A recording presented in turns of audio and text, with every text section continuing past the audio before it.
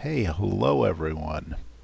Well, you know what they say, life is what happens while you're busy making other plans. And for me, a little bit of life happened. I wanted to fill you in because I've been reading all your messages and some of your kind words, and some of you have been wondering where the hell I've been.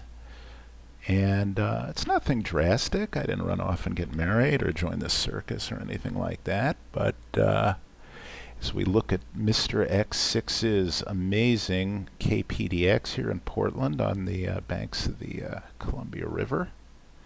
And as we look out over the hazy horizon created by a new X-Plane Python script and solution called Ventura, which integrates the NOAA weather plugin, the real weather connector, and SkyMax, and puts it all together and seamlessly dicks around with visibility and cloud transitions and all sorts of neat stuff.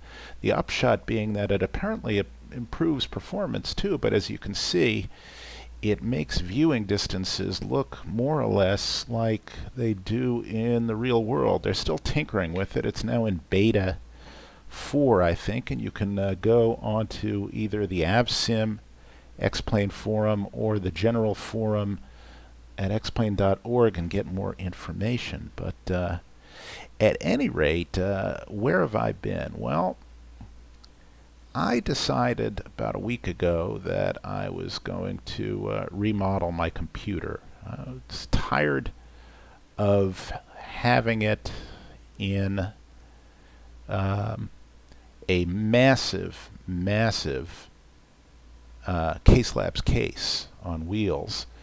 I decided that it just wasn't appropriate for the Swank Bachelor pad, heretofore to be known as the SBP, to be so dominated by that. So I decided to put it in a tiny, teeny little smallest ATX case I think available by Case Labs called the Bullet, the BH7. And I realized that my water cooler would no longer fit, and then the air cooler I bought to replace it wouldn't fit, and then a whole bunch of other stuff wouldn't fit, and finally when I got all the parts ready to go, this was about a week ago, I commenced to reassembling the thing. And in order to shed more light on the matter, because I was doing it at 2 in the morning, I put my table lamp up on the table next to it. My table lamp here in the SBP is a very stylish one with a snazzy glass bulbous shade. And I, of course, because I, in addition to having superhuman flying skills, have 4 elbows and 6 thumbs, I proceeded to knock the table lamp off the table, at which point, in 2.5 nanoseconds, it became a floor lamp, a rug lamp, as a matter of fact, and it landed shade down. And the swanky rug in the Swank Bachelor pad was not a 1970s rug, in which case it would have been thick piled shag. Instead, it is a rather dense but beautiful pattern that proceeded to be just firm enough to break the glass into a million shards. And being 2 in the morning, I couldn't run the vacuum cleaner, and I couldn't just leave it there because I know that I would have gotten up in the middle of the night to use the bathroom, and I would have walked through a minefield. So I squatted down with a pair of forceps, and I began plucking glass out of my rug. And I did it in a sort of Yogi Berra catcher's position in a squat for about 2 hours. Went to bed, woke up the next morning, and every single one of my muscles and tendons from my waist down was on fire. And that wasn't so bad. I got a little taste of the CrossFit experience, I suppose. little bit of masochism for the week. A couple days later, they'd all healed except one.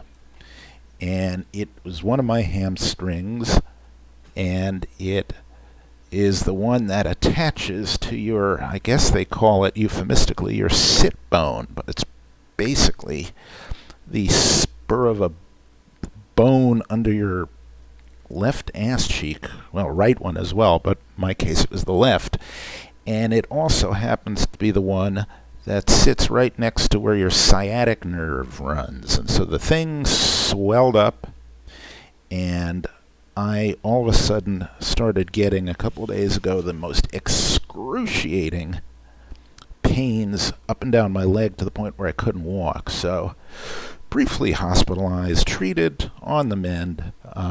So one way or another, I've either been without a computer or out of commission for a little while. I did briefly get on Pilot Edge and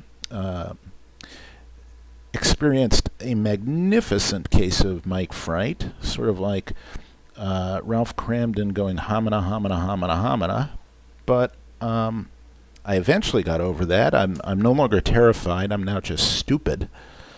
But next few videos I think we'll do it on the network. But since I am very heavily medicated right now, I think we're going to wait another day. But I needed to get in the air, needed to knock the rust off, needed to fly a turboprop again, and needed to be back in touch with everybody, because why the hell not? So today we're going to fly from Portland to North Bend on the coast, KOTH. And the weather conditions right now in North Bend are bad, but that's good. Overcast 400 feet, visibility 1 mile. So we'll get a little bit of instrument time logged here. I want to show you a really cool feature of the SAAB 340. First, let me just make sure I still have fuel in the thing, because I'm not sure I do. Kind of have fuel in the thing. I'll give it a little more. Anyway, that should do. Well, that's actually our max fuel. We don't really need max fuel, but there we go. All right, so you know how some planes have got auto start functions? You know, you hit Control E or whatever keystroke, and either it just automatically starts the engines, or in the case of some X-plane airplanes, it basically reloads the airplane in a new state. This is really none of the above. The SAAB 340 has a feature. We're going to fly. Let's fly at 160 or 16,000. It's a pretty short flight. This plane basically has an auto start function that lets you watch it step-by-step work. So let me just first make sure our throttle and our lever is in the right place, even though the batteries aren't on, the nav light and the beacon is on, because that way it'll look authentic when it starts up. I get these suckers on here, and so I'm just going to preset these because otherwise it complains anyway. So what you do is you call it up, and then you can specify how much time in between steps it takes, and then you can watch it every step of the way, which is really cool because you can take notes, you can record it, and you can basically learn how to get the plane started up in a reasonably correct fashion without ever cracking the manual. Not that you should ever do that, but you can. So our parking brake is set, our levers are set, so we click Engine Auto Start, and you see here, Enter Auto Start Interval. So we'll do 2 seconds in between things, just so we're not lingering here too long, but you can set it arbitrarily long. So here we go. Watch what happens. Sets the batteries on. sets the generators on. You can literally watch it go. Okay. Start switch goes to the left. Just going to move down here, and it monitors the start. It's going to wait for the ignition cutout to cut out, then it's going to start with the other one, but we can watch it do its thing for a minute here. Pop outside and you can see we are starting up.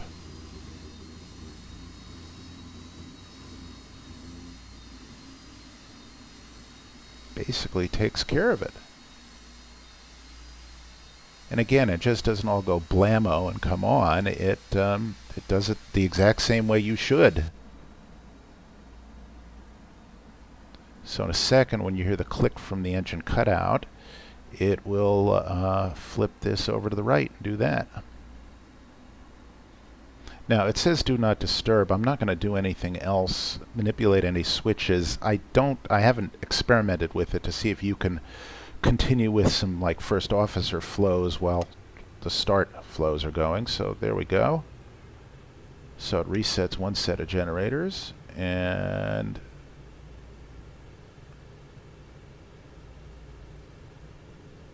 there we go. And now it's going to watch.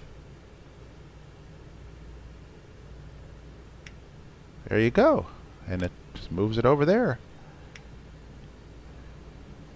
And it monitors that start. Now as you can see, we've got one good start.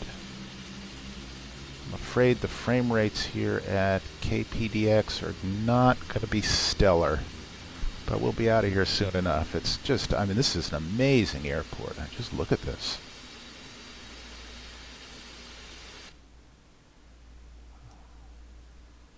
I mean, that is something.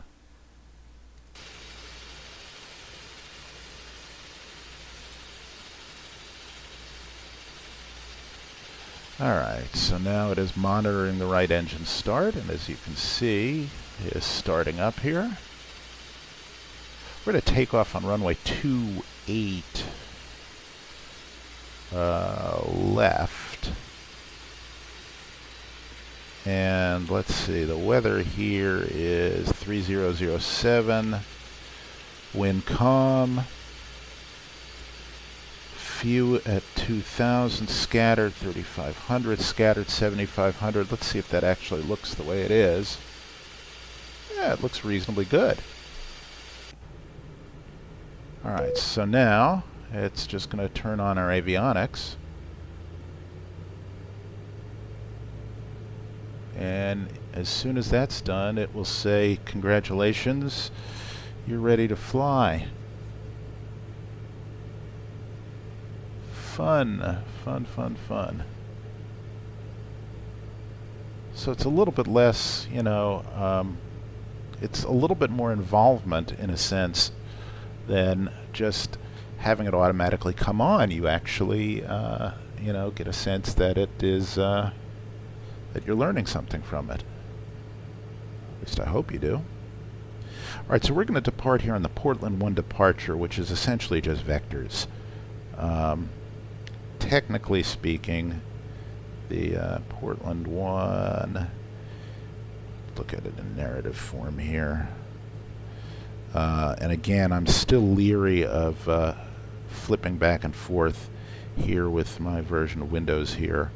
I don't want it to slow to a crawl. So the Portland 1, I was looking at all these other RNAV departures, and they all say turbojet only. So this is basically the dumping ground here where they just say, all right, we give up, we'll just vector you.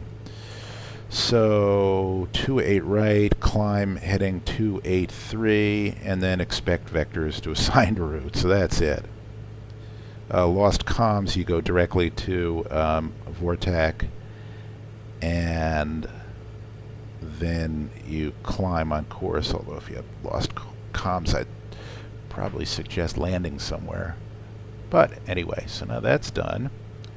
I can run an after takeoff flow here. Ah, there are birds, there's trams going through. Very nice. Alright, so now we can ourselves move our props up to start and feather. So it always jiggles the throttles there. Alright, I can monitor them coming up. I'm going to use this little throttle quadrant viewer to make sure that I'm in ground idle for both, and I am. This shouldn't be necessary. There should be a way to program it so that you can stop at these detents, or they're a little bit better, but you know, nothing's perfect. Alright, so now we're going to move them up again to min and monitor that again. And we're going to wait till they bounce back down here. And now we're going to move them up to max.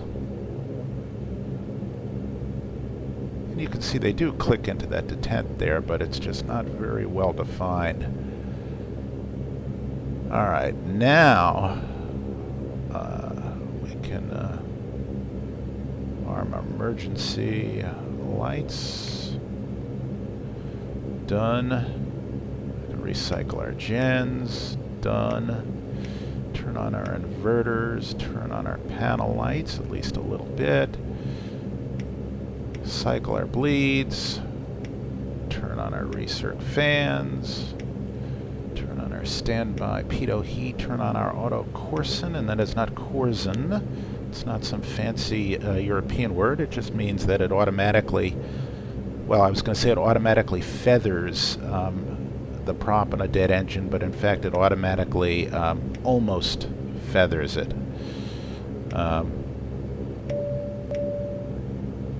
It doesn't quite have the authority, apparently, to fully feather it, and I don't know whether that's a design limitation or just whether that's kind of, sort of, the best it can do.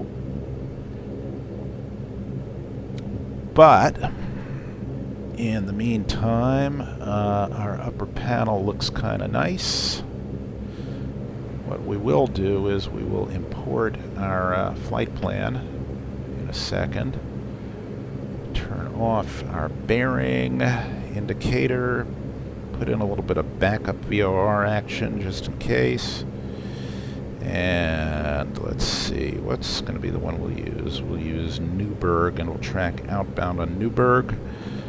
And so Newburgh's 117.4, and we'll be on the 183. So 117.4.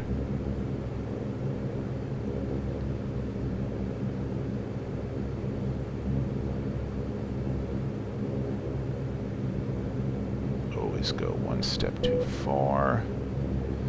And we'll set 183.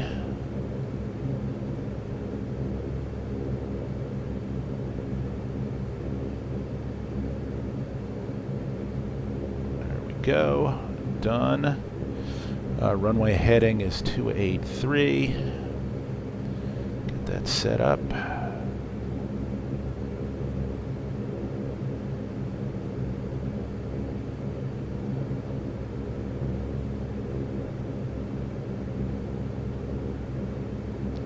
And that is done. Just quickly monitor our engines, make sure they're fine. They are fine. I have to clear out our old flight plan.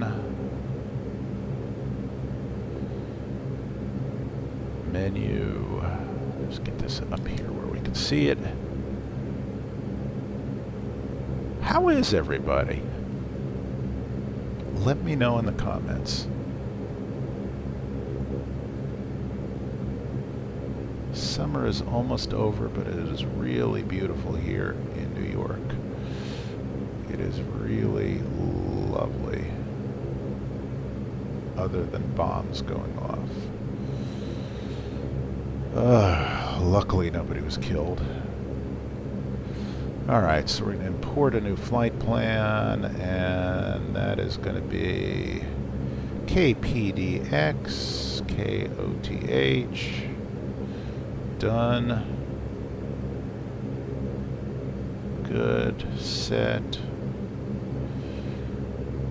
GPS mode, because why the hell not? What did we say, 3007? I did believe we did. That squares with field elevation. That is nice. We'll turn this RMI on VOR. So we're pointing at the station. We're going to take off in a climb mode, which is a pre-canned IAS mode right there.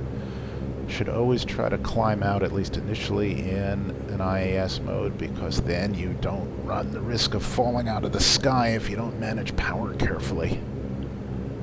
And there are many, many ways I can do stupid shit, and that is one of them. Arm our CTOT. Long runway, so we'll just set that for 100% torque. And we'll squawk on altitude.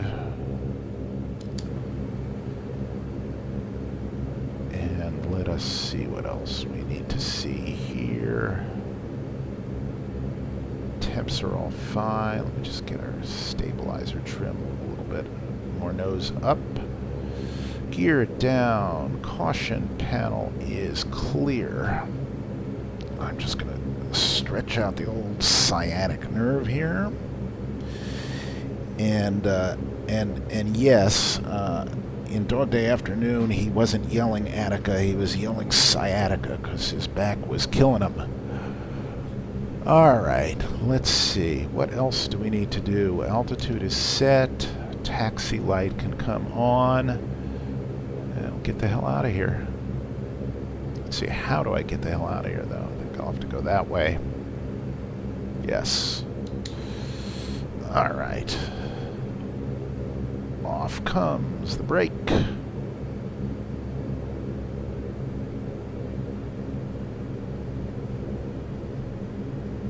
If I had to guess, we're getting about 20 frames and change here, which is a little bit unfortunate, but what are you gonna do? Alright. Can we go out to the taxiway this way? We'll try. That's our hydraulic pump, and it is magnificent.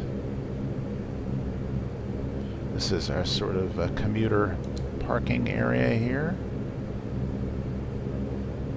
And as you can see, Horizon / Alaska is well represented.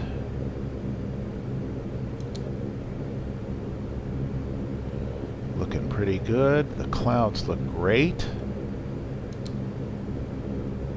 I have not been in Portland in a couple of years. It is an amazingly cool city. There are no two ways about it. And did I say 28 left? I meant 28 right. I meant 28 left. Doing the old Southwest taxi here. 17 knots.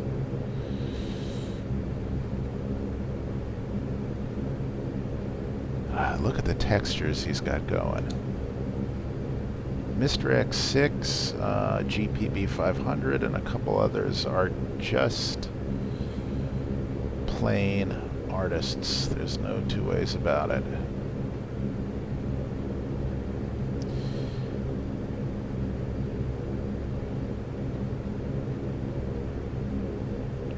Okay, our temps are all good. Altitude is set, 16,000. Again, this is just going to be runway heading and then vectors, which we will do for ourselves.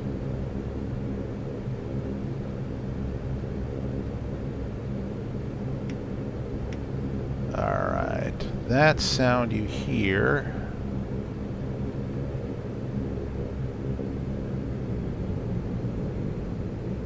is or was my D-Day converter complaining. It's always something. It's always something. Let me just futz with that. I hope it doesn't break anything.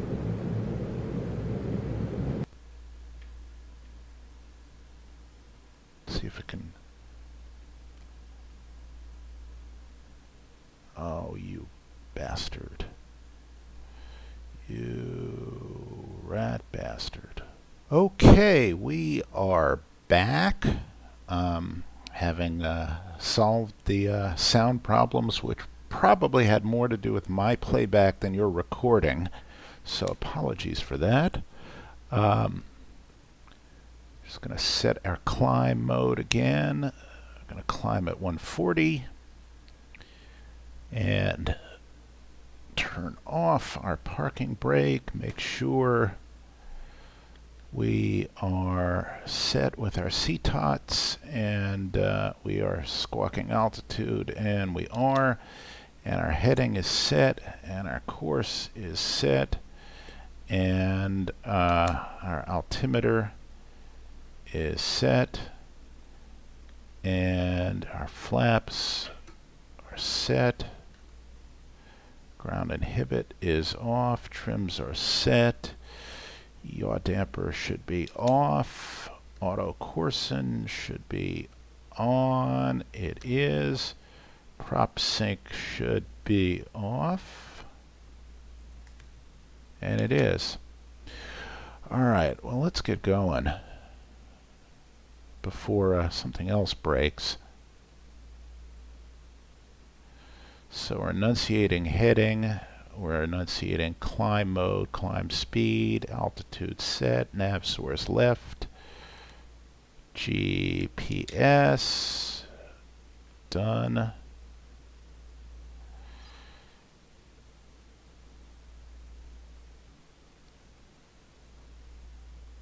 There's that magnificent hydraulic pump.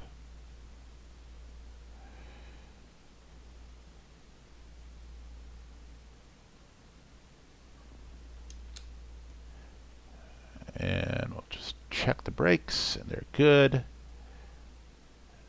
And we will set takeoff power. Auto coarsen is armed. CTOT is doing its thing. And away we go.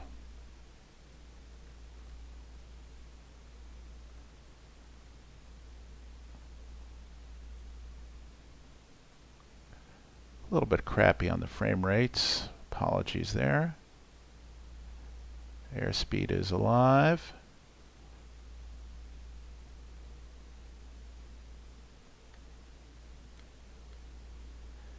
Alright, I knew there was a problem there. Props should be max.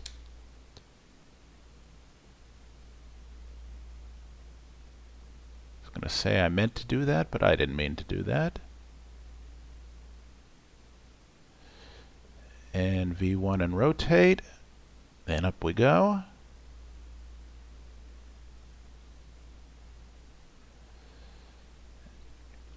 And positive rate.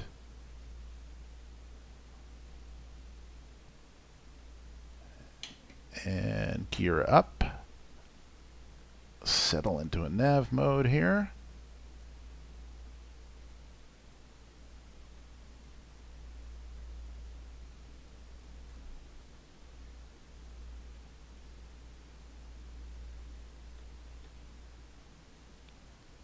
Looking good.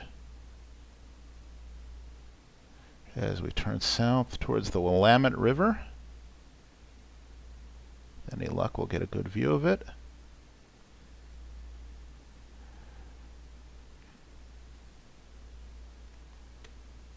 Turn off our auto coarsen. As we come over Portland proper. And just enjoy the hand flying magic. And enjoy the X-plane wind shifts. That doesn't happen in real life.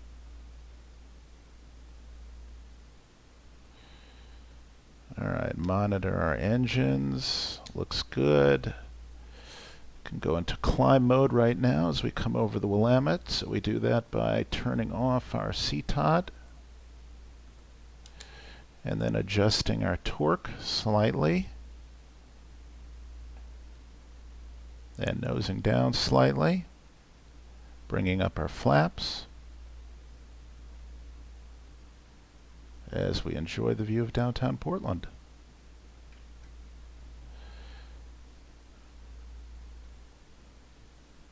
Bring our props to about 1300.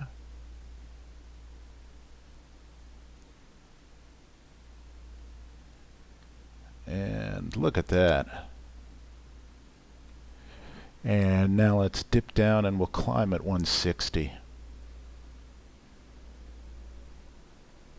That should be nice. And we also brace ourselves for a little bit of icing, possibly. Oh, more of that ultra-realistic X-plane wind.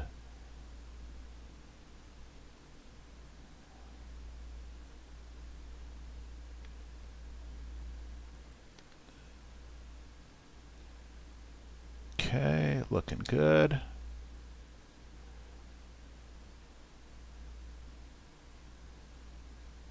Actually, the visibility in the haze here looks great. This Ventura script stuff is doing its thing. Alright, we're climbing nicely.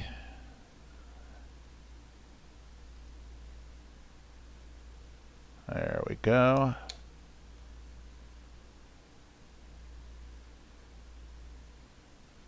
I'm going to first turn on the yaw damper.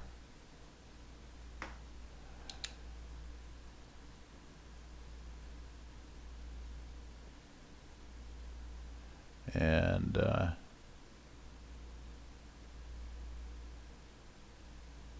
to quickly check our T's and P's. We can get a little more climb out of this. Not that much more. I'm pretty much temperature limited, so I'm just going to creep up until we hit about 900 degrees.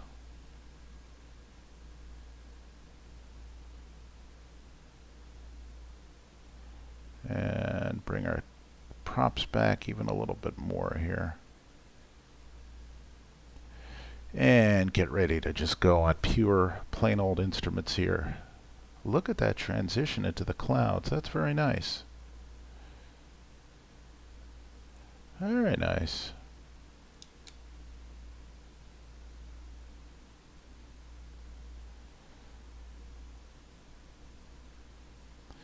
Pretty much coming up against a 30-knot headwind here, so. And another one of those little wind burps, I guess you'd call it.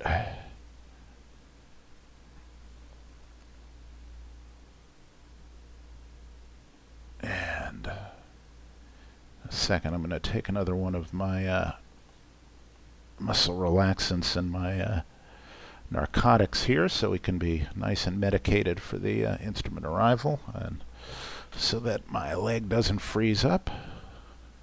But that's pretty good looking, all things considered here. Switch to our map here. Not getting great frames here, but running 4K over Ultra HD mesh, it'll do it to you. And running lots of roads. Now you can see one of the things this script is doing is it is dishing out the roads in the auto gen a little bit, and it's doing that to save memory and increase performance. However, in that respect, it is doing it a little bit similarly to, without casting any aspersions, to prepared. So, you know, everything in life is a trade-off, I guess, and that's one of them. All right.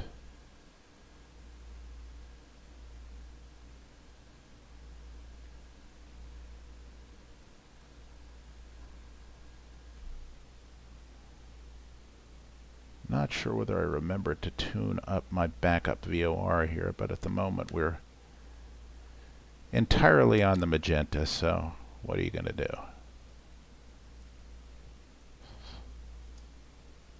See how this looks here. That looks pretty damn good. That looks pretty damn good. Got the usual Marshall pilot-induced oscillation there on the roll axis because my joystick is a little bit got a little live spot where its dead spot should be. We are 0 degrees Celsius. I'm going to pop on the autopilot and then I'm going to take care of some anti-ice here.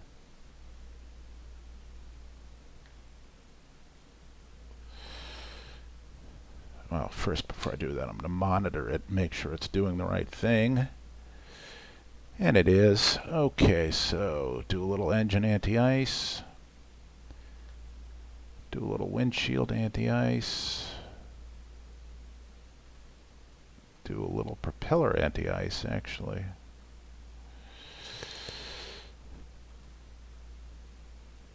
This switch is always the hardest one to just... There we go. All right, and we'll just monitor. And in the meantime, we'll look at the mouth of the Willamette River there, unless that's the mouth of the Columbia. And the other thing we'll do is the obligatory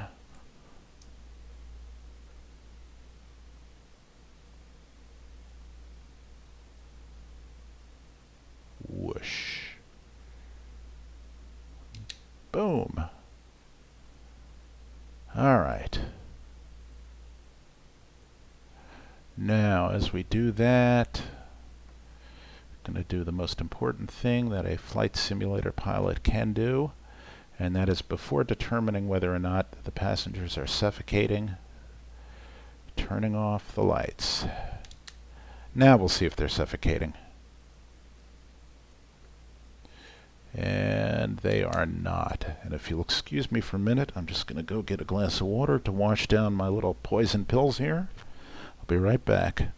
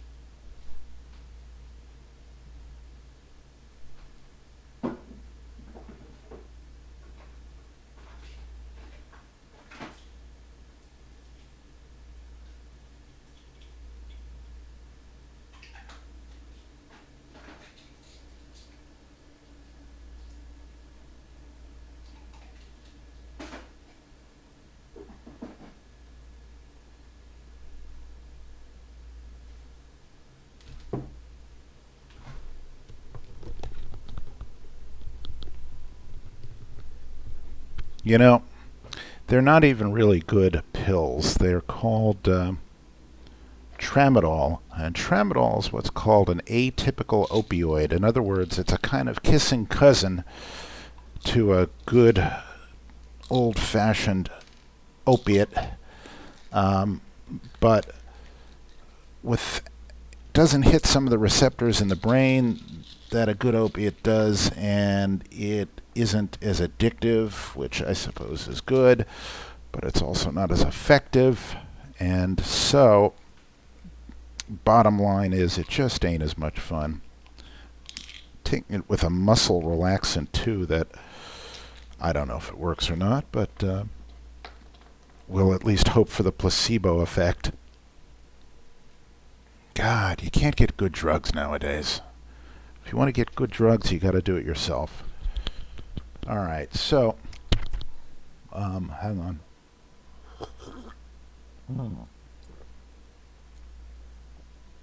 All right, there we go.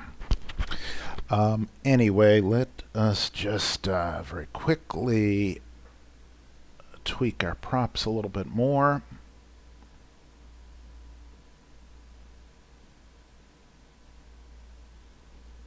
And for passenger comfort, we can, I suppose, turn on the prop sync. Getting really not great frames here. Not bad frames. And probably better frames outside, certainly. Well, not really. It's a lot of clouds. But I want a lot of clouds, so... Alright. I'm still in some jeopardy of icing, but not too bad. 11.5. We may not even make it up to altitude here. Let me just see how far we have to go. 123 miles. And we're not exactly climbing like a bat out of hell, are we? And I can't really increase the engine power too much more or we'll catch fire. But we'll do as much as we can here.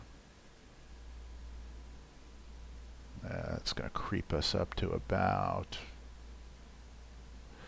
800 feet per minute. Hardly stellar.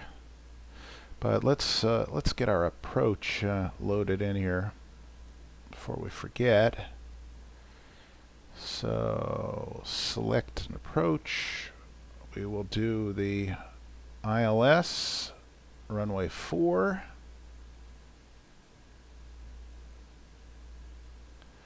It has the lowest minima. Vectors. Now this is where it gets interesting. We have a nice DME arc to fly. We could do it by hand, but where's the fun in that? Let's see.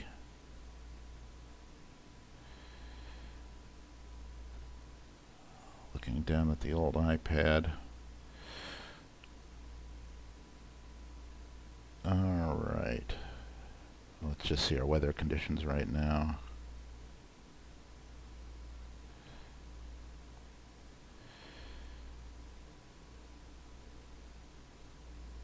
Our weather conditions are overcast at now at 320 feet.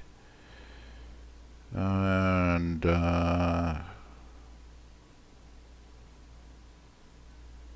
alright, this could be interesting.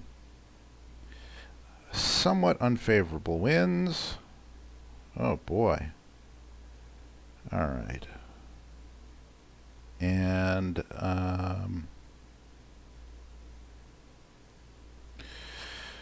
we should come in off of rares, and we're going to be flying a 16-mile DME arc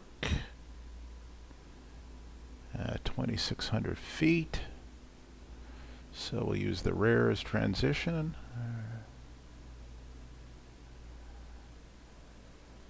And we'll load that. And let's just see what it looks like.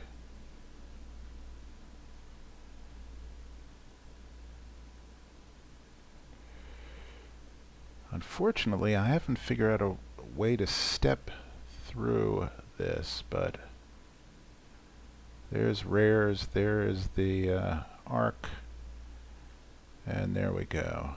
Okay, should be fun. So we head due south here. I think we're over the icing threat. We're a little bit cold for it anyway, so up we go. Actually, I'll leave that. I'll leave the engine ice on, turn off the props. Keep the windows on for birdage. And check the cabin temp. It's okay. Turn off the seatbelt signs. Let people smoke too, because why not? And wow, it's really from a cloud standpoint, it is very nice. Alright, we actually might just make it up to altitude. Who knows? In the meantime, let's tune in North Bend, which is 112.1. Put that in nav 2. No, you know what? We'll put that in standby in nav 1.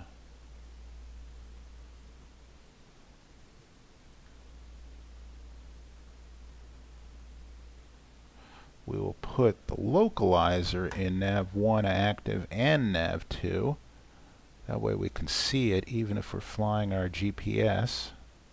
So that's 1085 and 046. So 1085, 8,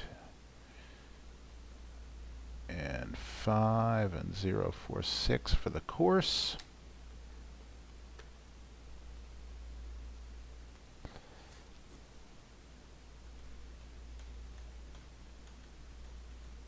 Do it that way.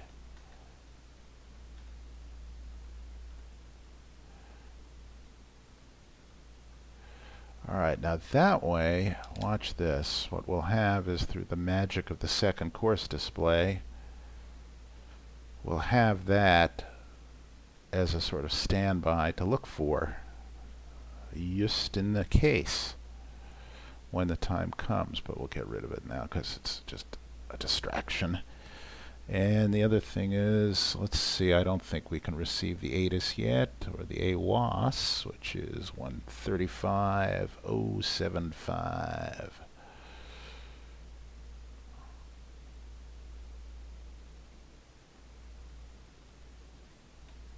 God, I hate this thing. I hate it with a white-hot rage. See what I mean?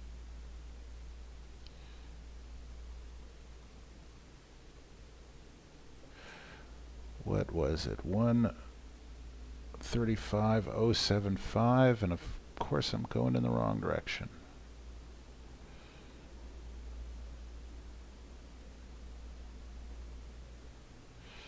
You bastard. Alright, coming up on our altitude. 1,000 away. In a second, I'll just refine our climb rate here. 075. Matter of fact, I'll do it right now. What we'll do is we'll go into vertical speed mode.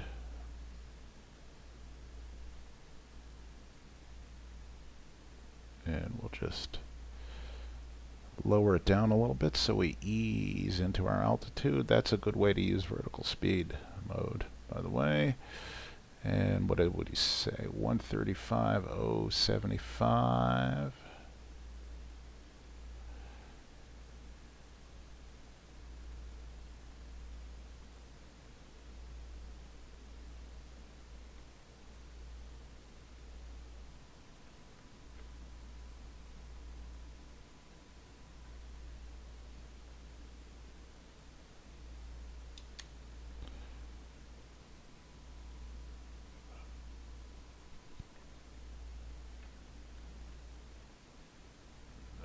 That's not our airport yet,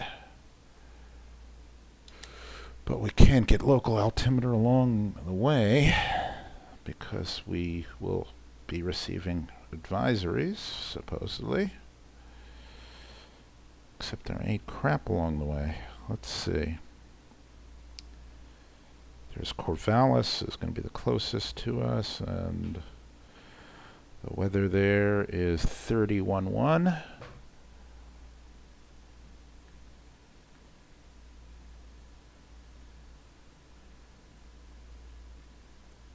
And there we go. We have arrived at our altitude. And we can bring our props back a touch more.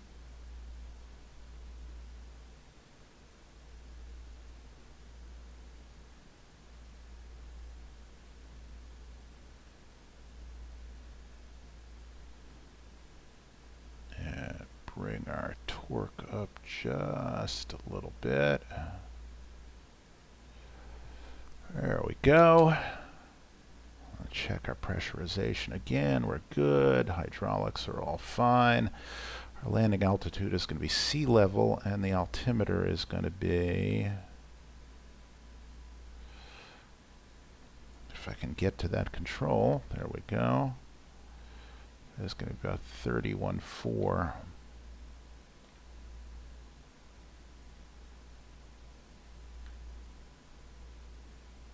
Okay. That's going to control our depressurization.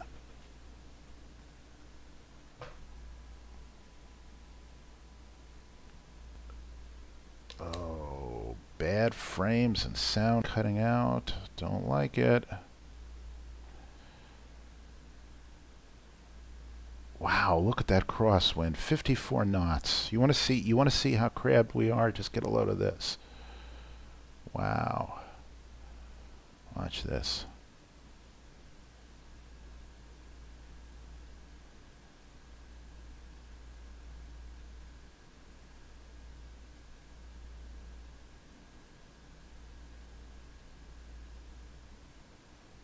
Not only that, really shitty frames.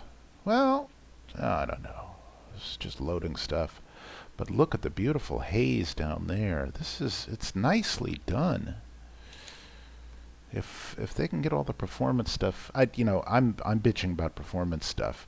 I'm running 4K. I mean, I'm running this in a mode that probably is deeply unfriendly to performance. So, I mean, I'm really one to complain here. Let's see if...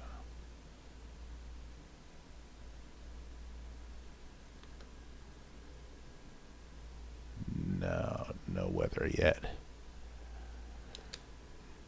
Alright, so let's brief our approach. We're going to fly to the waypoint known as Rares, and then we're going to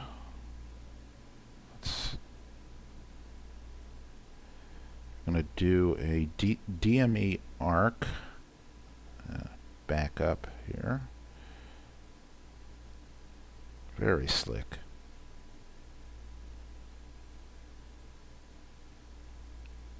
Actually, it's got a really nice GPS approach as well, but I don't trust that worth a shit. Alright, so we do Rares, which is basically we're going to be coming in from almost directly from the north, just to the north-northeast, and then at 16 miles DME from North Bend, which is 112.1, we're going to hook a right and fly an arc for about 130-40 degrees, and then we're going to turn to our localizer, and by that time we'll be off to the ocean. And our missed approach is to fly a more than 180 degree climbing left-hand turn, and our missed approach is actually going to be practically over the field. That's our holding point. So, interesting. And again, the weather is pretty horrible. The minimums are 216 feet is our decision altitude, or 200 AGL. Our field elevation, touchdown zone elevation, therefore, is 16, and should be interesting. And again, at least according to Sky Vector, our weather is sporty. Overcast 300 feet.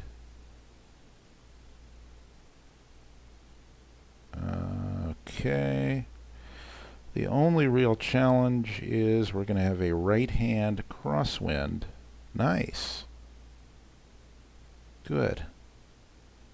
So we're going to be coming in 040. I'm sorry, we're going to have a left-hand crosswind from,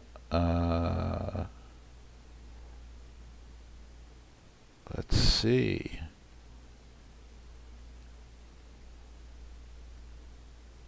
A slight quartering one, yes, from 100 degrees to our left.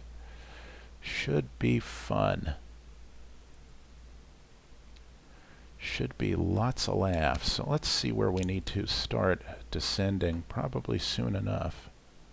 We have to do our DME arc at 2600. That is perfectly fine. So let's just plug it in. Target altitude is 2600. Oh, come on.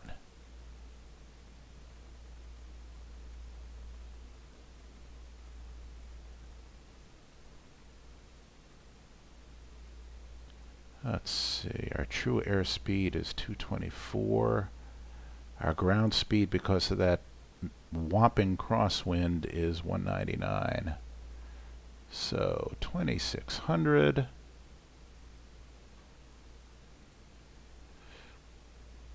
And since we've got that nice long arc, we can just do it 0 miles before. Ticky rares, there we go. And let's see. I'll go down at a fairly comfy, I guess about 1100 feet per minute.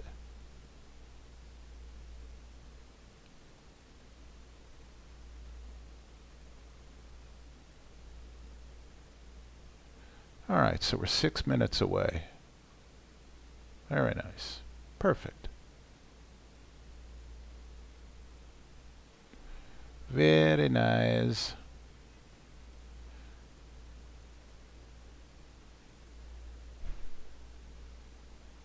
Alright.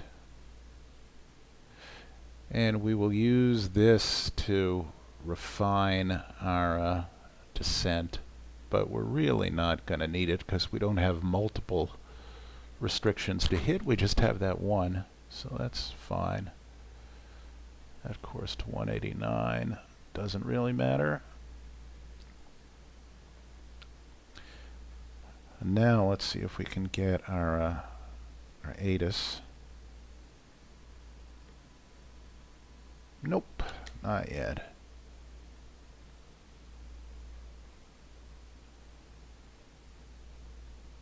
Alright, and actually, you know, in the comments too, I know I'm asking a lot these days, weigh in a little bit. Let me know which you prefer, north up or track up, and why.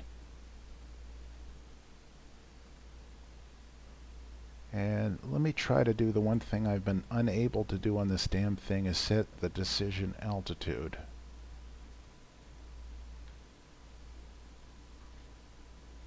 Can never quite seem to do it.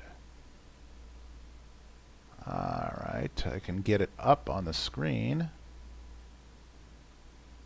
There we go. Now that sets radar, or radio, and I prefer to set baro. Is there a switch? Well, that's the radio altimeter test.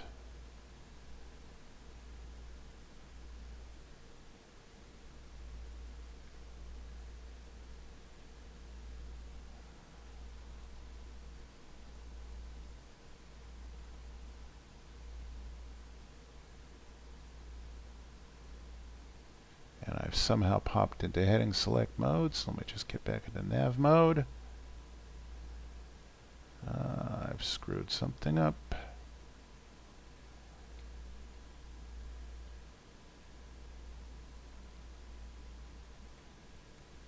Oh, it's my CDI GPS selector. There we go. Alright, well, learn something new every day, and there's my second course. That's how we're going to at least initially present the ILS. And we could actually then flip over and draw nav2 as our source, but I think I'll stay consistent and just use it for situational awareness. And we're coming up on our descent shortly. Coming up on a military airspace as well. And 3 minutes and 33 seconds begin our descent. Now, we could do it two ways. We could do it in vertical speed mode and plug in 1100, or we could do it in IAS mode and adjust the power until we keep about that much. Either way, we're going to sort of do the same thing, because if we do it in vertical speed mode, we'll just adjust the power to make sure we don't overspeed. So, you know, do it in vertical speed mode this time. And look at how the clouds fill those mountain valleys. That's nice. And the frame rate is getting a little bit better, thank goodness. And we're really not in any engine anti-ice threat at the moment, but we might be in a bit. Keep that on Gen 1 so I can at least see my power there. And cabin temperature is a little bit toasty. Cool people down a bit.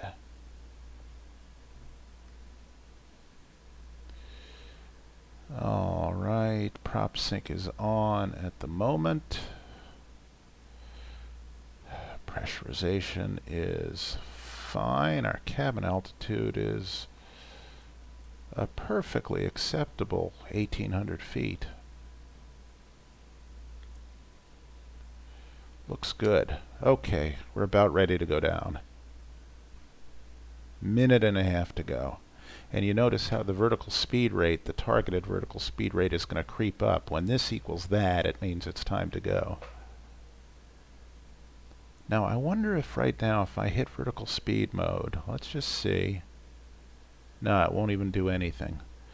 In the Mighty Dash, of course, you can preset your mode, and as long as you don't preset a speed, it's not going to do anything. So it's kind of convenient in that respect. Notice how the Ventura plugin fades out some of the details. That's exactly what it's supposed to be doing. All right, so here we go. Down we go. Vertical speed.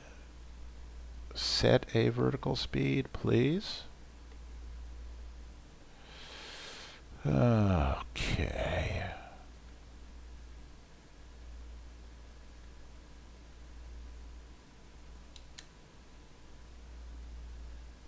Not sure why I can't set a vertical speed. Oh, I know why I can't. Because I'm an idiot. Didn't set a target altitude. That is a problem. Now I can set a vertical speed. And in a second I'll roll off the power. Just watching my speed creep up. I don't care if it does.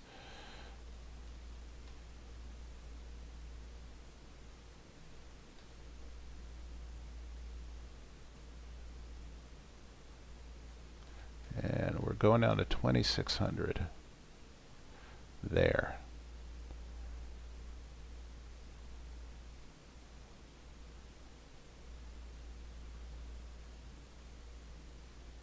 And I'm actually going to increase that vertical speed a little bit. And we'll take a look at our distance to go. Our time to go, actually. So we are 38 from rares, and we've got to go down 12,000. So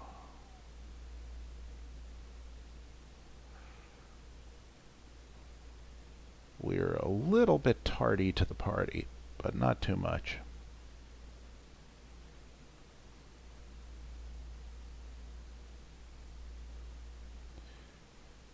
And let me just get 1085 in our active.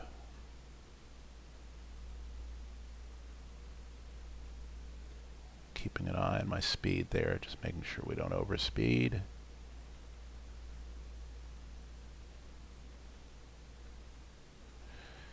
And because our course is essentially uncoupled from the GPS right now, I'm free to set that course to 046, which is where it needs to be. And again, we're just building speed nicely.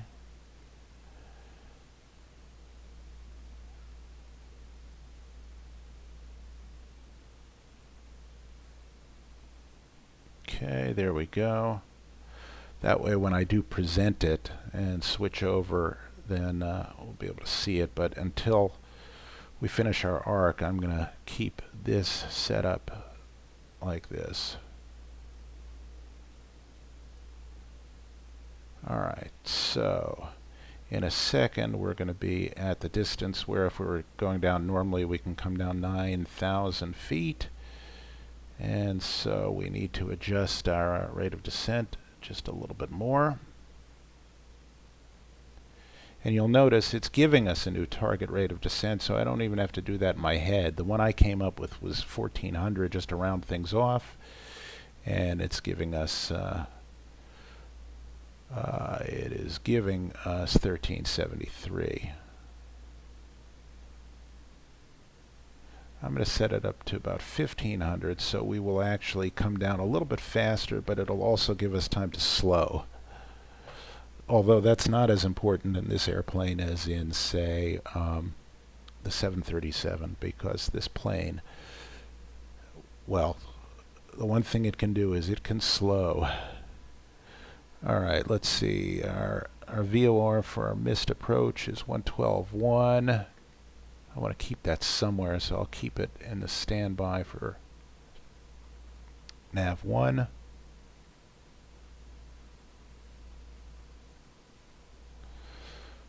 Alright, and we'll see what we can see. Still can't get the ATIS for some reason. Make sure it's correct.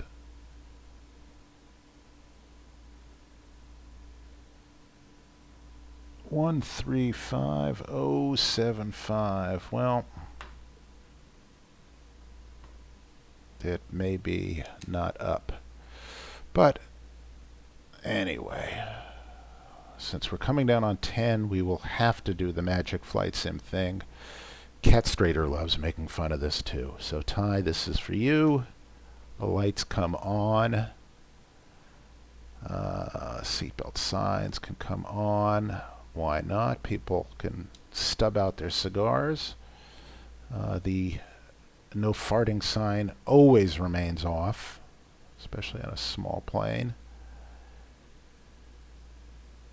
Just checking our pressurization, making sure we're now depressurizing nicely. Oops. And make sure our landing altitude is set fine, and it is. And we still have all the fluids that make our airplane work, and we do. And we're coming down over some serious terrain here. Sort of the coastal mountain range here. I don't know locally what they're called.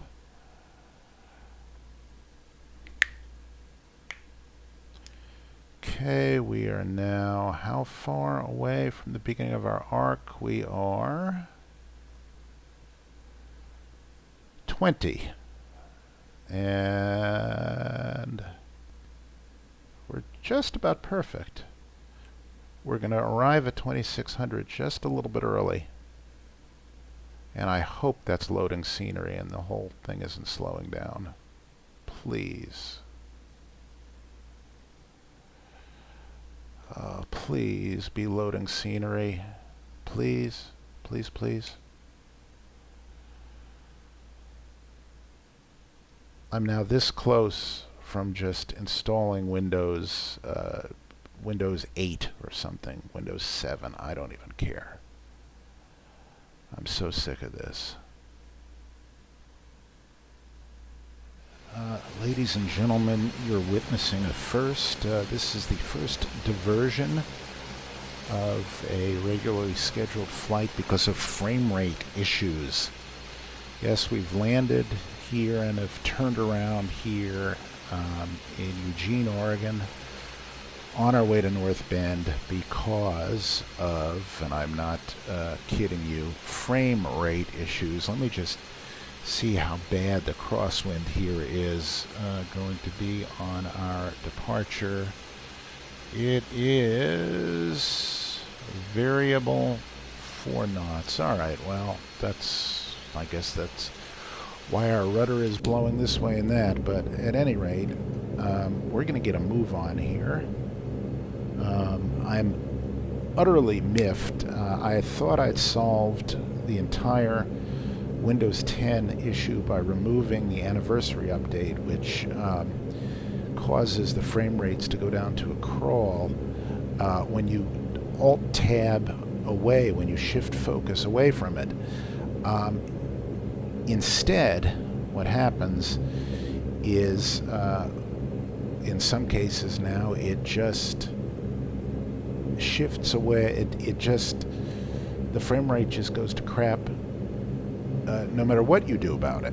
So we're screwed, and I'm really seriously contemplating just going back to Windows 7 or something. That's how insane this is getting. But anyway, we can be on our way now.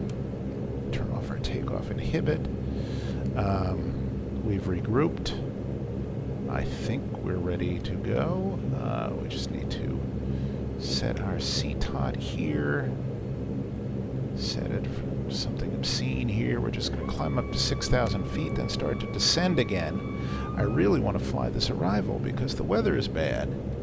Props max. We won't make that mistake this time. Everything seems to work. Okay. Set takeoff power. Let the CTOT do its magic thing. Auto Corson is armed, and you know what? I'm just going to back off because I overcooked it. So let's just recycle Auto Corson. Really having a bad day. Alright, back into ground idle. Recycle our Auto Corson. I advanced the power levers just a little bit too far is what I did. So there we go. That should do it.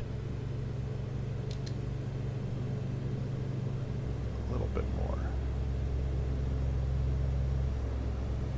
There we go. Takeoff power set. Variable crosswind, not much you can do about that. Airspeed's alive.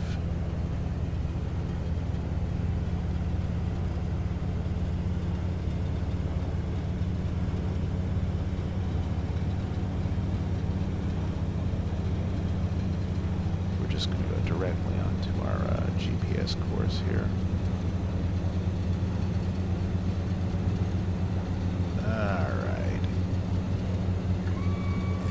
Rotate.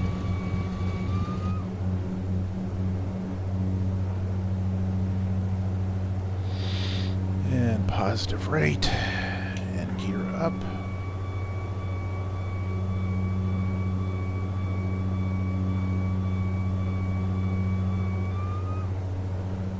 Wow.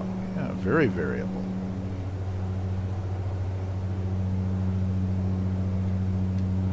And we seem to be only producing power from one of our engines. It's now finally catching up. And what I think I'm going to do right now is just put the kibosh on this auto Corson and do it myself, because obviously it's raising a little bit of hell.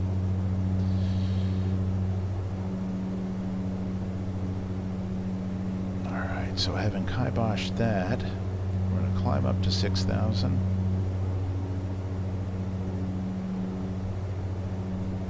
And auto Corson actually did do the trick, but now we're done with it.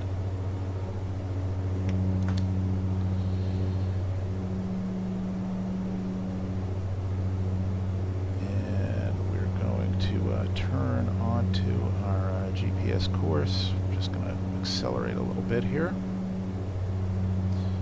Bring our props back to about 13.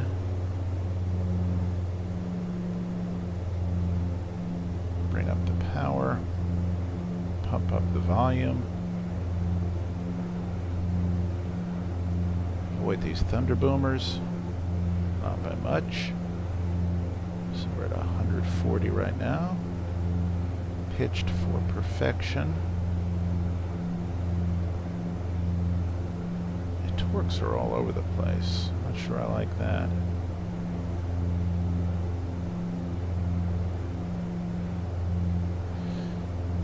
Kicking our yaw damper here.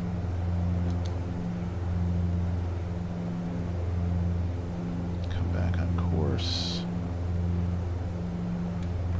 Flaps. Settle in for the very short cruise. We're going to go about 30 miles, then we're going to start to come down.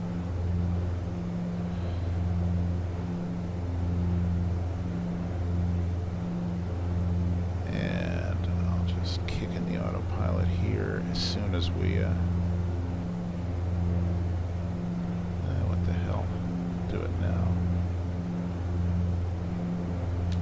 See how drastically it turns us.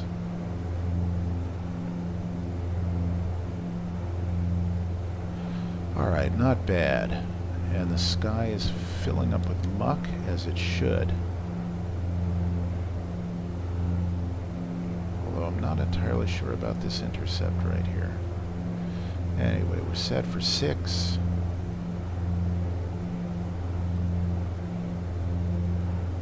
No, you know. Well,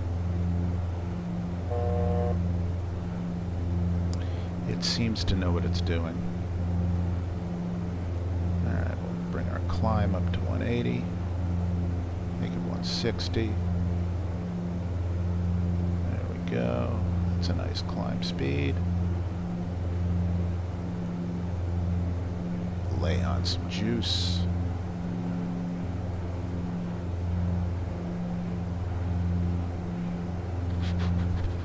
Very nice. Alright, so we're inbound Ticky and then Rares. And Rares is where we want to be at 2,600 feet. So we'll get that ready to go.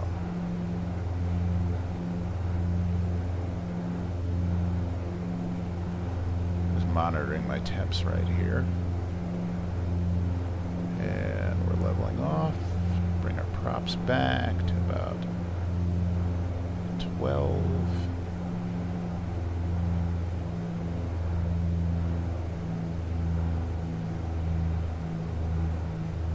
But a much more eventful flight than necessary. Alright, and we'll start cooking with gas here. Alright, so 2,600.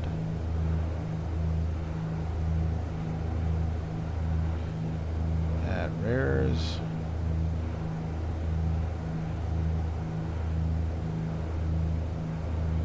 There we go. Want to go down at about 1,100 feet per minute.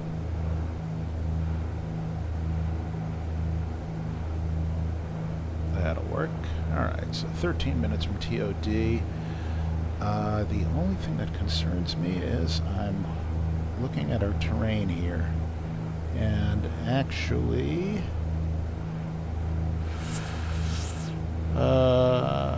4,032, we should be fine. That's Ticky. 32, yeah, we should just be skirting the valley. I sure hope we are, because we're going to be in cloud the whole way.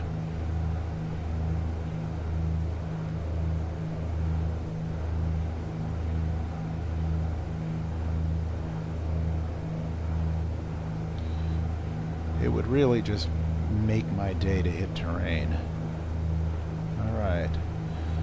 Again, this is the Ventura plug-in with the NOAA weather plug-in with the real weather connector with SkyMax. So the combination is amazing. Alright. We're going to keep the seatbelt signs on, keep the lights on, check our weather forecast for North Bend, fly that beautiful DME arc in. Ooh. No, it's getting better, damn it. All that wasted time. Scattered. No, I don't want scattered. I want no visibility. Damn it. Alright, altimeter 3014. Well, we're going to get the scenic view this time.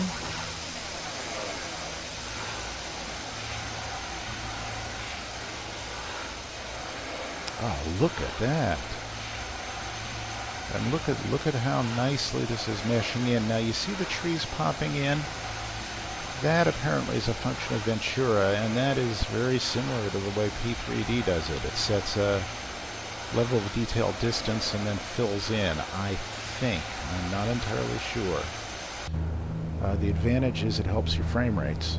The disadvantage is that it can ruin immersion. And we've got a 31 knot headwind.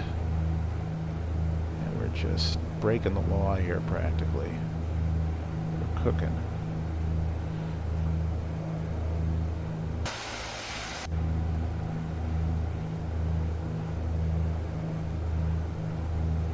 Alright. Make sure I've got my course set for our localizer. And as you can see, I believe that's the beginning of our arc.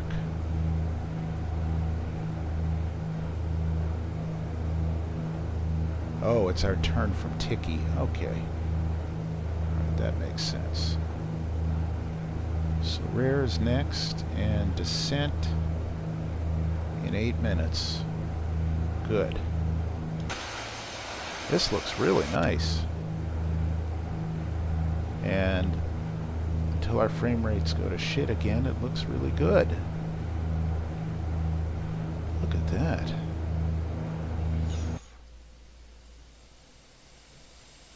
Look at that. Boiling mists here. Very nice. All right.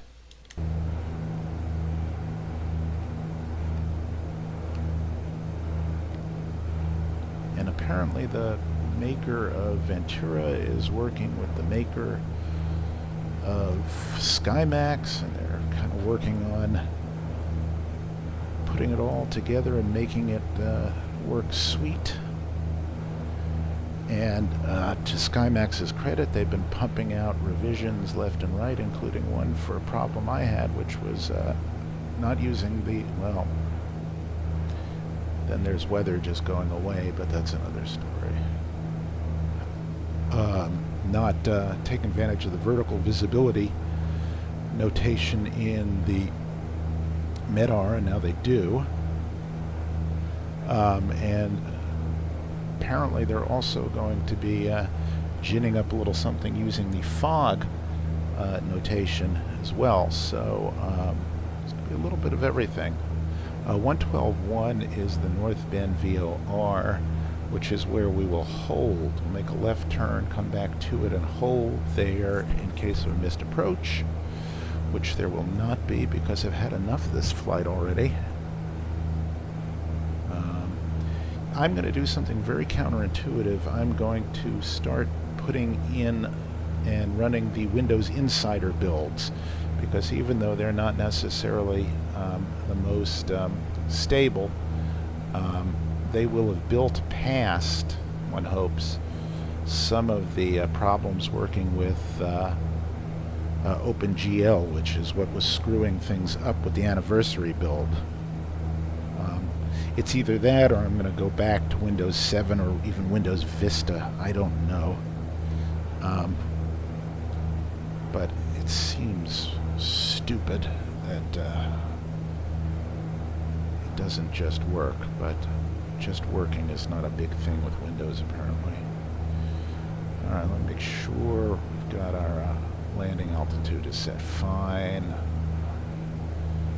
And we're at, right now, local altimeter at 31.1. Let's see if we got anything better. I guess we can now set 31.4. It's still at 31.4. Okay. And we're just a couple minutes from our TOD.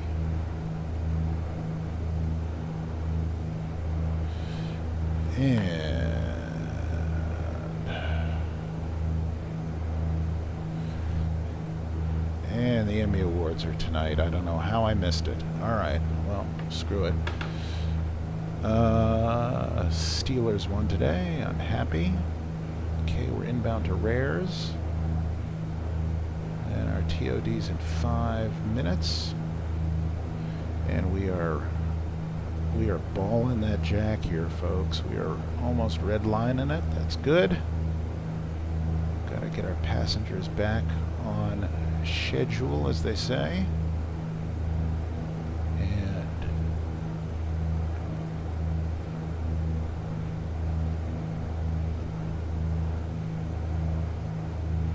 take a look at where our props are. They're good.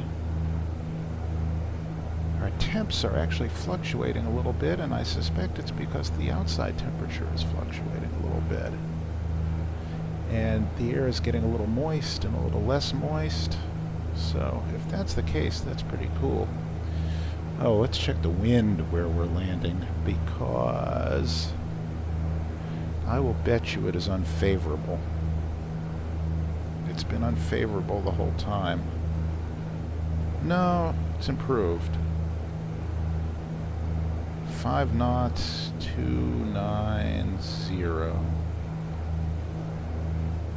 Alright, so it's 50. So it's 70 degrees off, yep, of our left. And looks like Oregon weather, doesn't it? What are we gonna do? At the risk of screwing everything up, I'm gonna turn off our anti-aliasing here so that we get a little bit better rendering in the clouds. So, and we're using almost all of the VRAM we've got. Jesus, that's insane. Alright, this should get us some better frame rates, and it does. Look at that, very nice. Basically it means we're not rendering everything twice. And I am counting on you, as I said before, to tell me whether I should get a 1080 video card or whether I should go completely bonkers and get the Titan X, which is hotter and louder but has 12 gigs of video RAM. And I've actually found myself in New York with, as I said, Drzwiecki's New York skyline, and pumping almost 7,800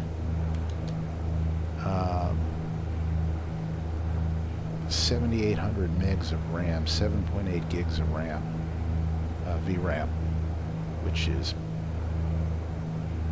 nuts. Alright, we'll set our descent. We want to be at 2,600. And we'll do it in vertical speed mode this time.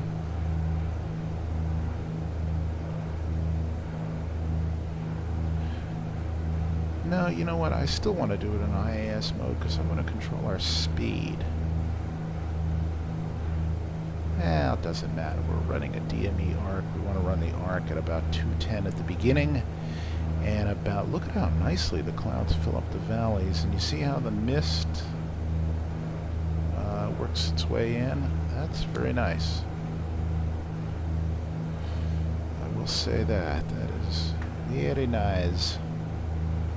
Finally beginning to look like really plausible. That is a very good thing.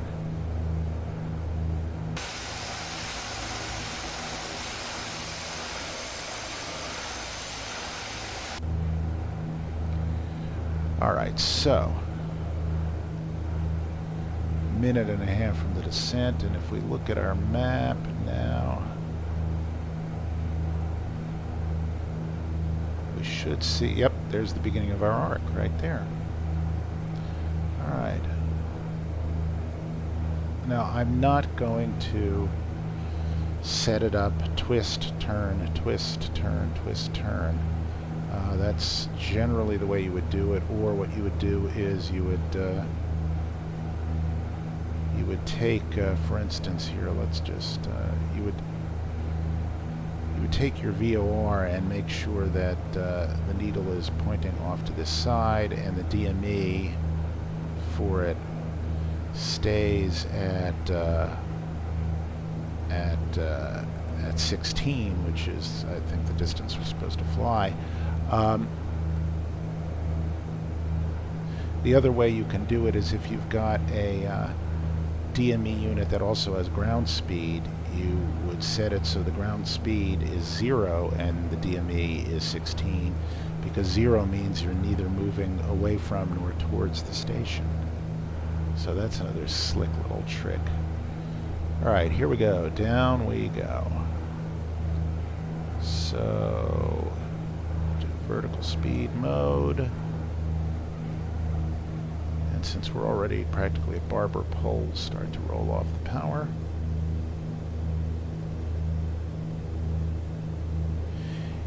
And we will turn off our signs. Maybe we'll actually be able to fly this.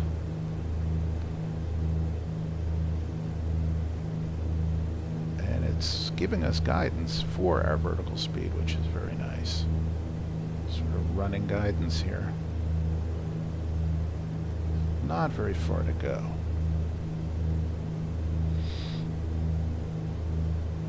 As you can see.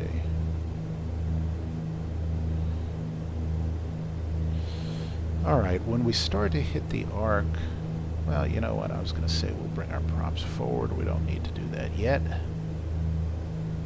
Might as well keep things quiet for the people below and for the passengers on board. Check our weather again. Oh, it's getting better. It's improving. I hate this. Damn it, if we'd only flown this on time. Only flown this on time, then we really would have had some fun, because we would have been hitting a gigantic marine layer, which has actually moved up the coast to Newport. And Newport right now, which is about 100 miles up the coast, is overcast, 200 feet, half-mile visibility, right at ILS minimums. Damn it. The fun we could have had. And that's another DME arc with a, well, it did actually, we'd be illegal. Minima there are 303/4. So, alright, well. Now this is the perils of descending in VS mode. You see how we've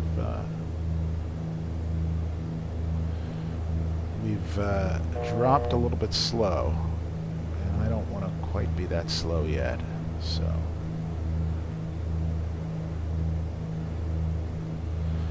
there we go.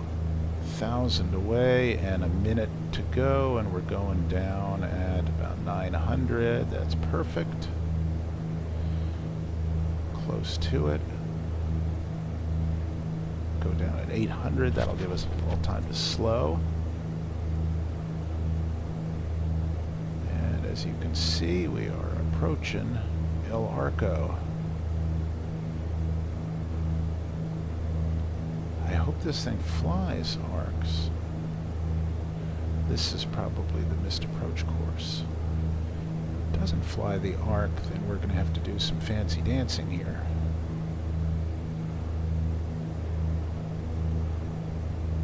What we'll have to do is quickly pop into heading select mode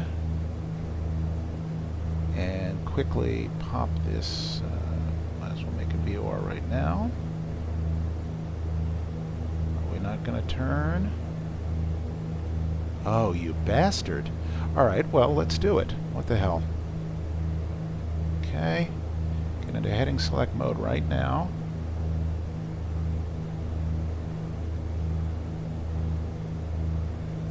Son of a bitch. Flip this over. We're going to do this manually, kids. We're at 2600.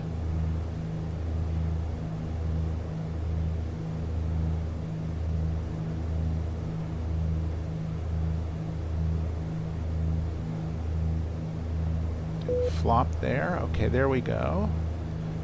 And we're at 16 exactly. So we're going to keep that DME right off our wing there. And we're going to keep this at 16.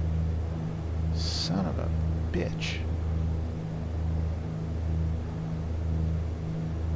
Widen that out a little bit. And we're going to go 10 degrees or so at a time. Okay, 15.9.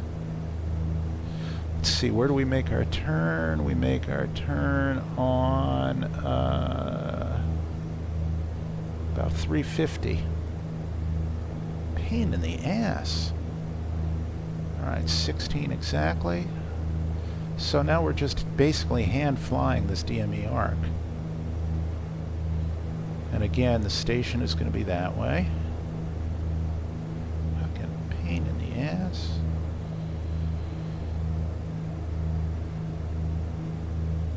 And we're a little bit inside the arc right now.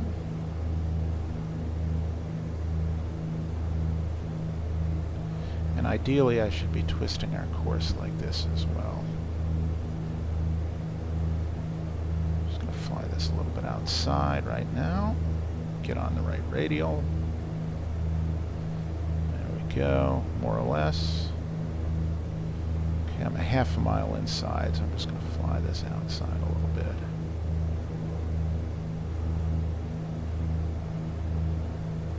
Still a little bit outside.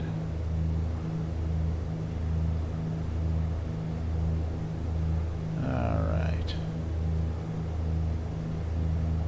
15.7. Start a turn.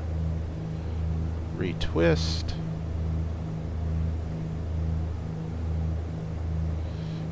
Actually, it should be this way.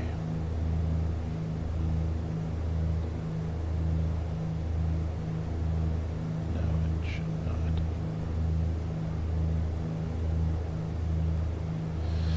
Alright, 15.9. 10 degrees. And what are we looking for again? We're looking for the 350 radial. So when 350 comes around, which is getting close,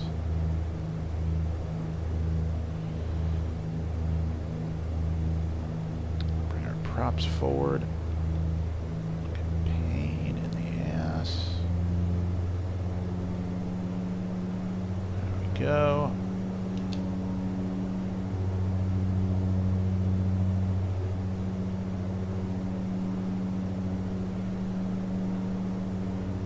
I'm a little bit outside the arc right now. Actually, we got a ways to go.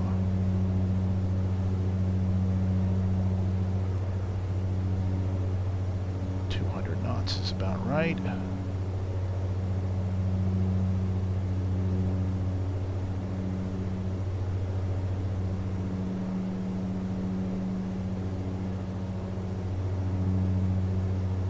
16.2, come in a little bit more.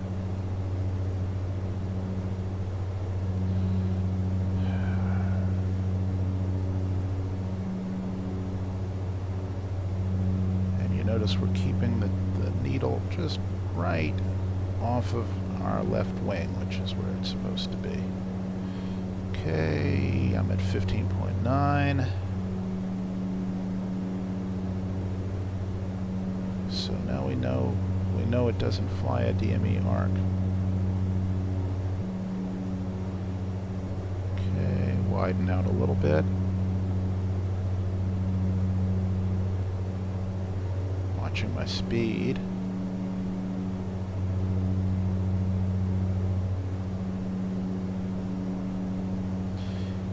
And one of the reasons why we're tightening up is because look at that wind. So to take that into account, fly a little bit outbound, and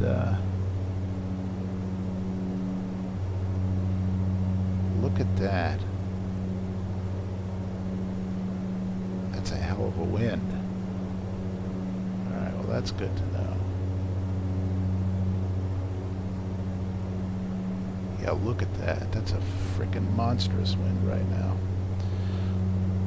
Let's crank in a little bit of correction there, because we're just getting blasted inside. So flying this DME arc backwards for a minute almost.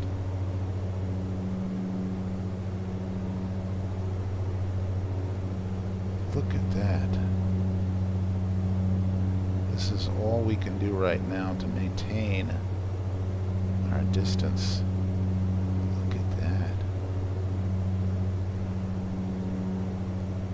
Hadn't counted on that. See how the head of the needle is now more behind us as we fly outbound a little bit. Now all I'm going to do right now is I'm going to put in about 5 degrees of turn, and we're gonna be fighting this wind the whole way through.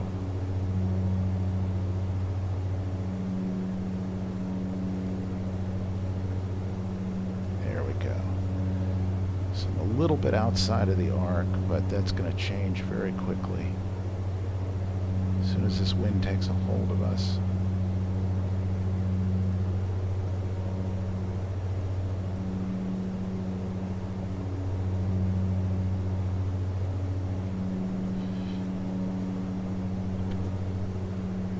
So we'll reestablish ourselves now, and we're not doing the greatest job of it.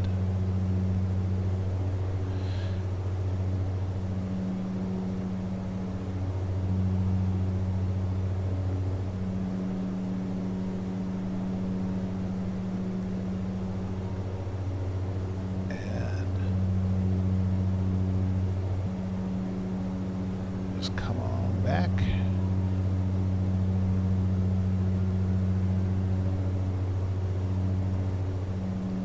And now the wind is basically blowing right across us.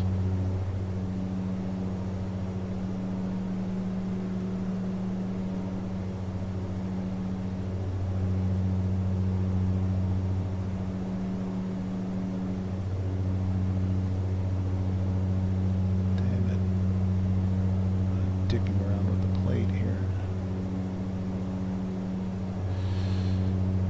Alright, see how it's blowing us back in now? And in a second we'll see our localizer come alive if we're lucky.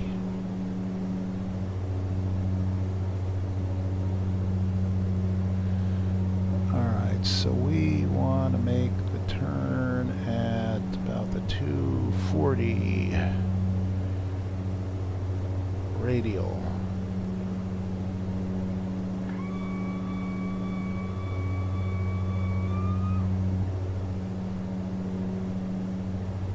Alright, 16.4, and we're getting blown around.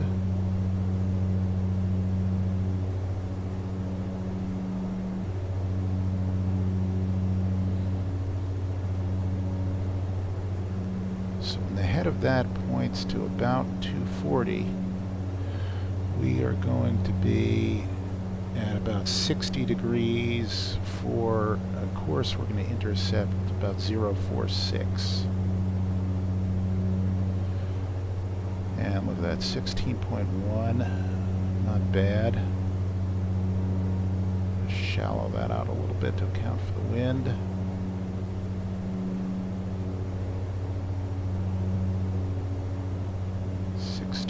Perfect, but we're drifting.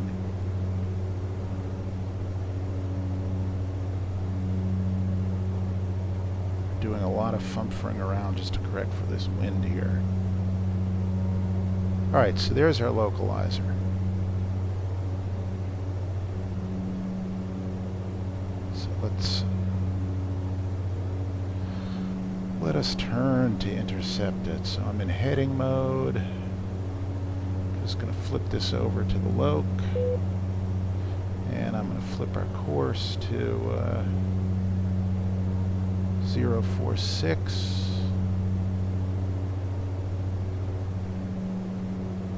Okay, and get rid of the second course and begin our turn. Slow a little bit, put in a notch of flaps.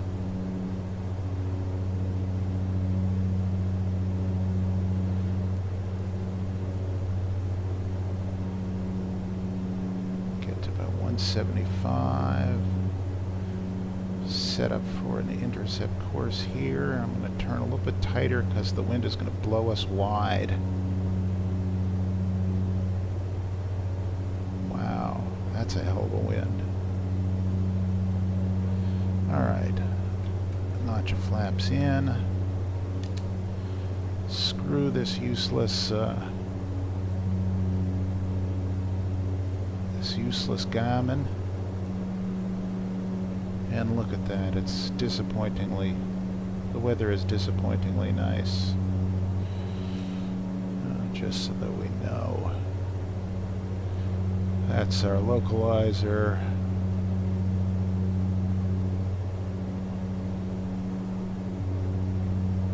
As you can see, if we activate the approach, that's our center line.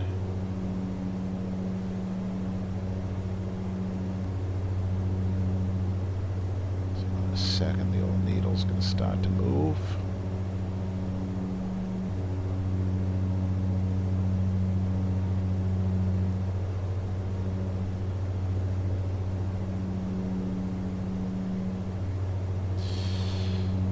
Says optimistically. There we go. Nav, approach. We should grab them both. Blow through them slightly.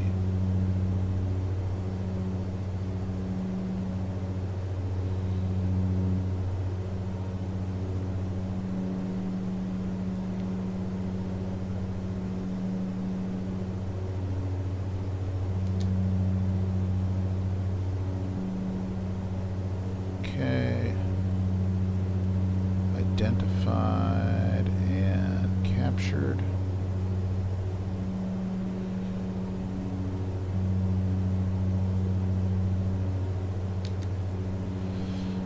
All right, go gear down.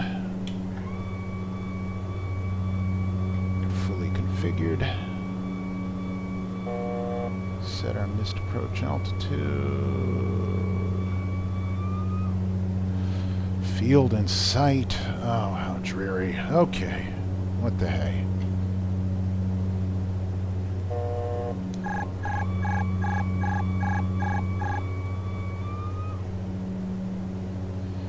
And we'll just fly the airplane.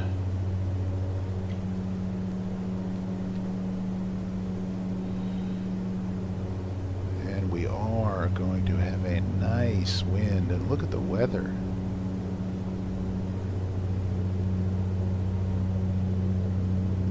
Yaw damper is off, and it is.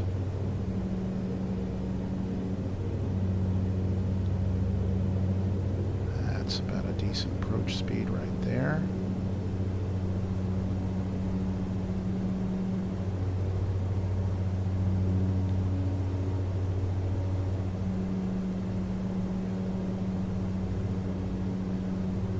Gear down, 3 greens.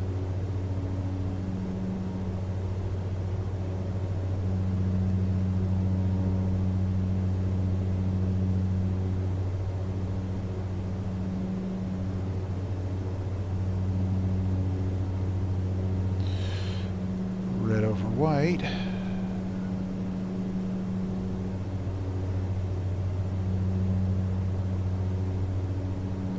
This is a pretty airport.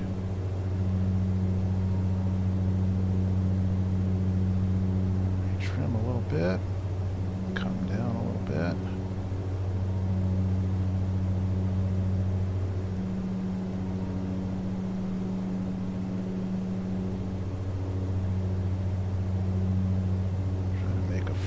Of the trend.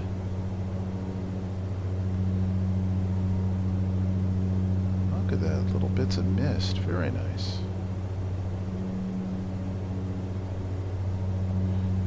About a half a dot high according to the glide slope.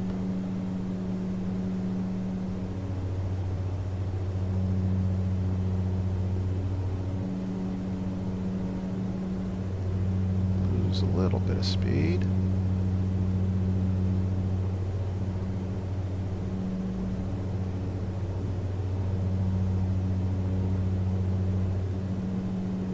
Little bit of a crab in there. Winds are just as predicted.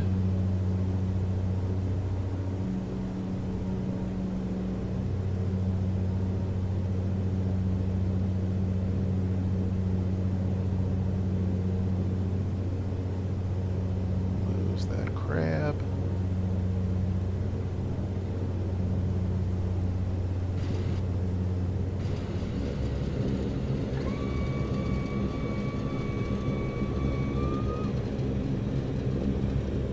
And welcome, finally, to Bend, Oregon.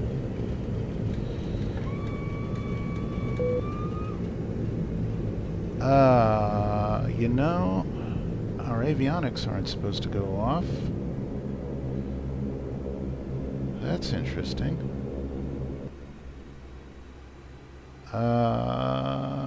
We've got lots of fuel. Boy, it's just been that kind of flight, hasn't it? Well, all right. We'll pull right into the hangar. Look at those low-hanging clouds. Very nice. Very nice. Pull right into the FBO. Nice landing too.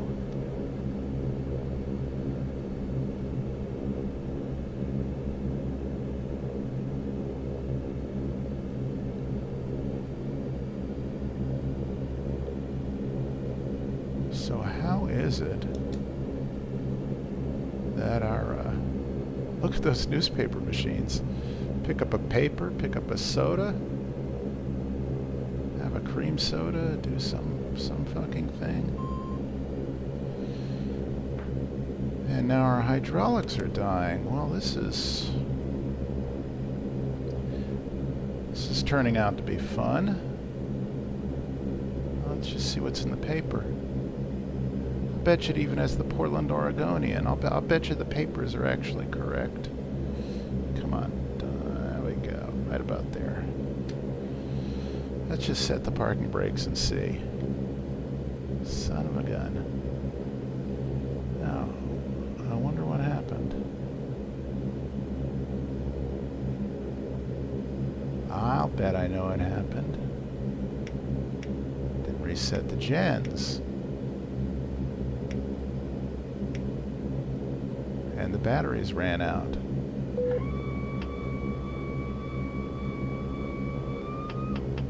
No, the batteries, they got juice.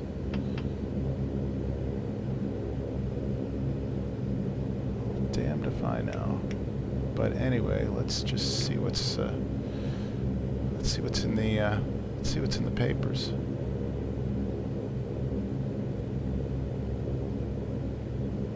The Daily Fuse. X-Plane today. Very nice. Very nice little Easter egg. I love it. Alright, well, let's see that landing. This is a rather nice landing. Still very rude of the airplane to quit on us like that.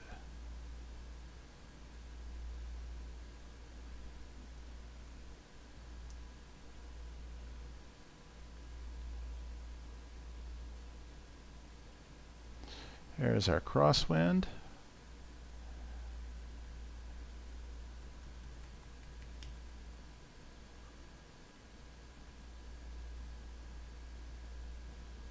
It's rather lovely. Little too much flare.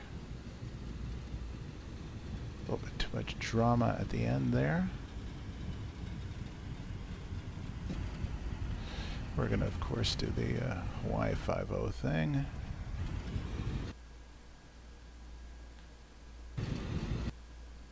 Oh, for God's sake. No, stop.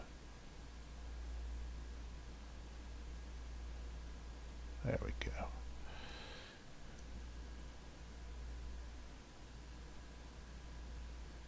This is a nice bit of scenery.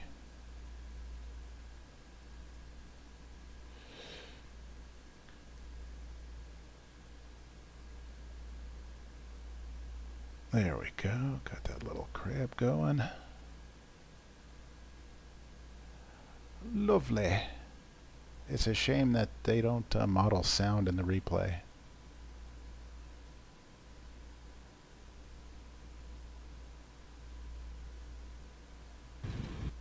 Very nice.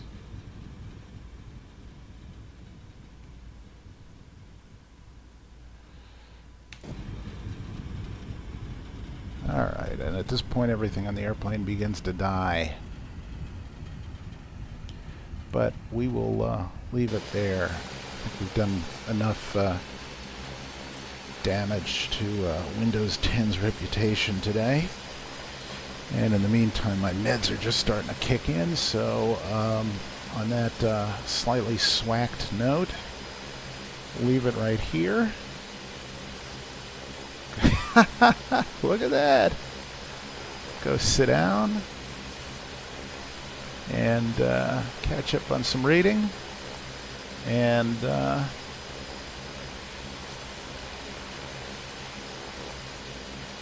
I'll see you next time.